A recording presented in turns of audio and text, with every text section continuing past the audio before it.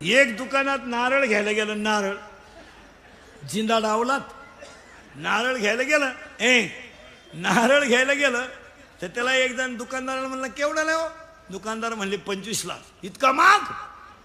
तो शेजारचा जोडीदार आला त्याचा, तो म्हणला काल शेला विकत घेतो, कोकणात फुकट. मग यानं डोकं वापरायचं का नाही, कोकणात जायचंय.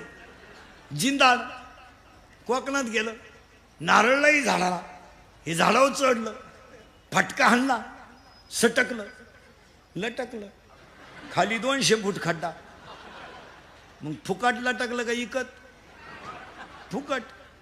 दुपारभर लटकूनच राहिलं.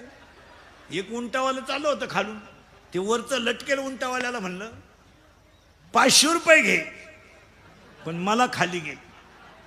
उंटावाला म्हणला फक्त तंगड्या धरायचे 500 आहेत ना. ते राहिलं उंटा उभं आणि वरच्याच्या तंगड्याला बी लागलं. उंटाचं वजन हलकं झालं. उंटाला वाटलं वजन उतारलं, उंट गेलं निघून. आता हे लटकेल होतं फुकाट, त्याला हे लटकलं 500 रुपयाला. दुपारपर्यंत लटका लटकीच. मग आता वरचं खालच्याला म्हणतं देऊ का काय तो 500 रुपये.